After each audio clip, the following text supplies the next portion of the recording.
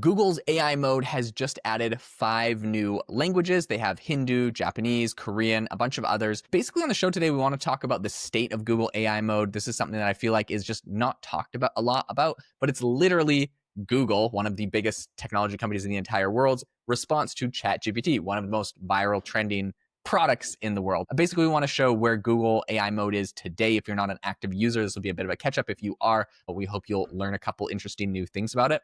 And we'll also be talking about a bunch of the new features that have been rolled out into this. Before we get into this, Jamie, would you mind telling everyone a little bit about the AI Hustle school community? Yeah, if you've ever wanted to learn how to grow your business with AI or make money on the side using AI, you need to check out our school community called AI Hustle. We'll leave a link below, but basically we have over 60 episodes of bonus content on there. We release a new one every single week. We kind of break down exact strategies of how we're using AI to make money. So Jaeden has a really interesting AI music side hustle that we've been following along with, and he's starting to make some real money streaming AI music. So that's a pretty cool one. We talk about AI marketing growth hacks. I have an Amazon side hustle that I made over 20 grand with last year that I'm scaling with AI this year. So we have over 300 members now, and the price is going to go up each week. So it's currently $21. It'll be raised next week to $22. And so you can lock in that price today forever. Again, it's just a great place to meet other like-minded individuals as well. So,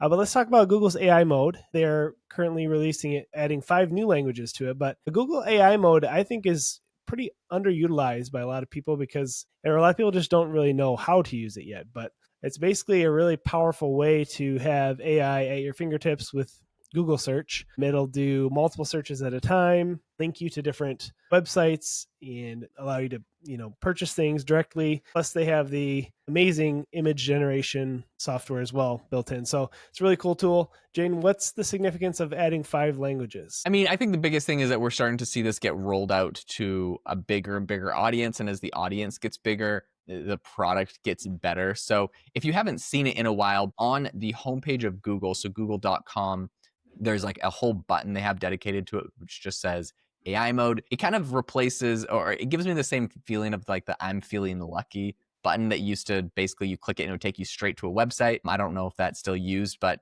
basically if you click on AI mode, it opens up a new portal that looks just like ChatGPT does. You can upload and attach images and you can ask it, your questions. Now, when you do a search on Google AI mode, so I did one recently where I said, how can I make $10,000 a month with AI tools? Look at YouTube.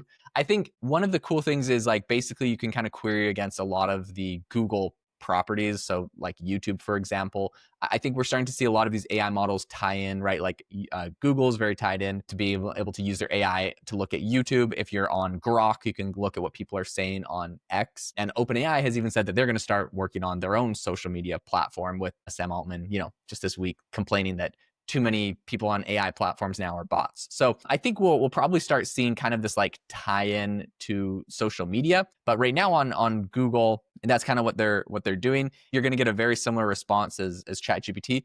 One thing that I think a lot of people really like about AI mode is in the same way when you do a Google search, how they have like recommended searches in the results. So it's like people that search for this frequently search for this. And my search I did, which was like, how can I make $10,000 a month with AI tools? Look at YouTube.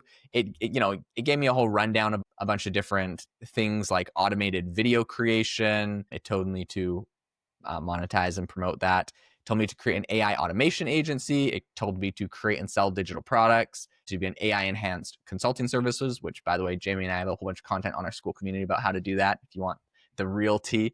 In any case, what I like about it is at the end of it, it gives me three ideas to go deeper. So one's like elaborate on legal issues. One says, what other online platforms help creators monetize AI generated content? So if you click on that, all of a sudden it's going to start researching you deeper. So I think Google has a really powerful knowledge base where beyond what you're going to search for, they know what people that search for a specific thing search for next. And so I think they basically pulled that into their AI tool in a way that I haven't seen anyone else use. So that's one of my big go-to features for AI. So in doing that search where it was like, what other online platforms help content creators monetize AI content, it says like Amazon KDP, create low content books, which Jamie and I just recorded a whole video about how to use Google's Nano Banana to make customized and character consistent images, which using a tutorial like that we shared on our school community, you could basically create ebooks with consistent character throughout them and post them on Amazon KDP. This is something that my wife has actually done. She's created books that she sells on Amazon KDP, where you basically create the book, you upload the whole transcript, or I guess the text of the whole book to Amazon. And the nice thing is, in the past, right, you used to have to get a publisher. If they would publish like 1,000 copies, they would keep them in a warehouse, and as you sold them, they'd send them to people. With Amazon KDP now, basically, you just give them the text of it, and if someone buys it, they print it and ship it to them. They take a commission off of that, whatever it costs them. Basically, you just keep the money, but you never have to worry about like having inventory and some of those costs. So I think this is overall pretty good advice. It also says Gumroad or Sellfy, Creative Fabrica. It's a marketplace for digital assets like fonts, graphics, crafts, pay teachers. So you could use AI to create educational courses, worksheets, storybooks, classroom posters, and you can sell them to educators. So there's a whole bunch of really good ideas there, as well as like Medium, Substack, Patreon, AI generated art. You can sell it on Redbubble, Society6, Zazzle. Of course, there's like Etsy, but that one's too well known. So I like the lesser known ones that I feel like you actually have a chance to rank in their algorithm. There's Displate, which specializes in creating and selling AI art like metal posters. And of course, you can sell things on Adobe Stock or Shutterstock or Wirestock. So you can actually create assets and sell them there, which most of them will let you sell AI generated images. I think you have to like maybe note that it is AI generated, but I think people will still buy it.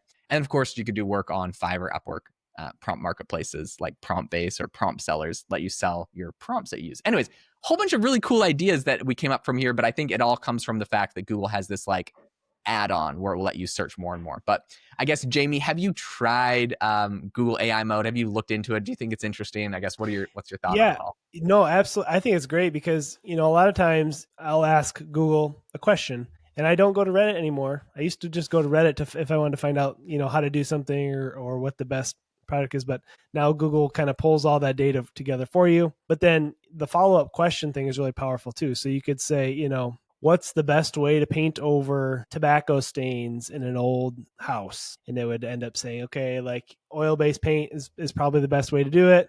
But then you could follow up and say, are there any downsides to oil-based paint? And it could pull up, all the data about, volatile organic compounds and why they're bad, stuff like that. So, you have the capability to ask follow-up questions is really important if you're trying to get to the bottom of something, and it's really handy. I think it's great, and the fact that they have it in different languages now, I think, sometimes, especially I feel like a lot of the AI news and capabilities and things are in English. So to have, the translations and pulling from other websites makes it useful to people in other parts of the world as well. And then another reason why I think it's really important to like try this out. So we're getting this is like the insider ball secret sauce, but basically someone was recently asking Logan Kilpatrick about, you have to click on a link and go over to it right now, on asking if it's going to become kind of the default for Google search.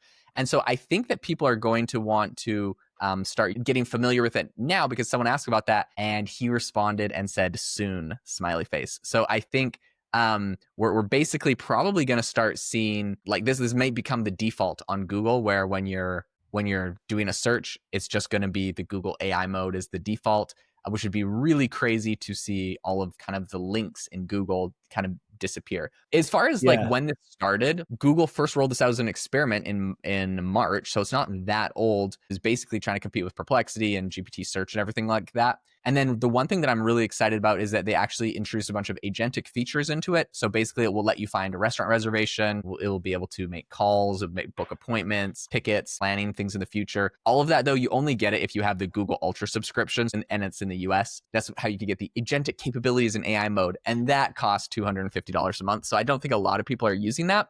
But it's interesting to think, okay, this AI mode is going to become probably the default on Google, and then eventually the agent mode is going to be embedded into that as well. So that's kind of like you can kind of see the evolution of Google here, which is pretty crazy to think about. Yeah, I mean, I think all the SEO strategies of old are going to be, especially once AI mode takes over, are going to be totally gone. I think SEO will matter for local service based businesses, but when it comes to trying to rank for certain things, it's going to change a lot. So I think being aware of some of these changes and maybe how to take advantage of them could really pay off big for you if that's kind of your type of business you have. So 100%. And one thing I will note is Sundar Pichai was kind of being criticized about all of this, But Google recently giving a bunch of updates on AI mode and AI overviews said that because a lot of people were basically criticizing that they were affecting search clicks.